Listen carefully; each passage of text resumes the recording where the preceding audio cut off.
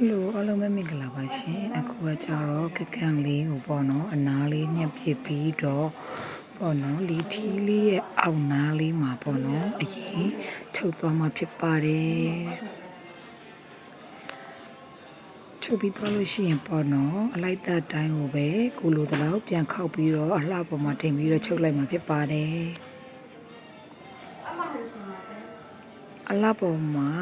ညီညီလေးတင်ပြီးချုပ်ပြီးသွားလို့ရှိရင်ပေါ့နော်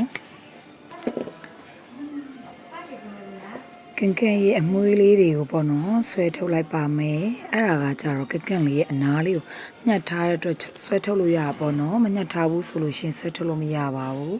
မိဖို့တော့မထုတ်ရသေးဘူးအနားလေးကလုံးဝအလိုင်းဖြစ်နေတာမရှိပါဘူးပုံထွက်လေးကလည်းလှပါတယ်အဆုံးတကြည့်ပေးတဲ့အတွက်အားလုံးကျေးဇူးများတင်ပါတယ်ရှင်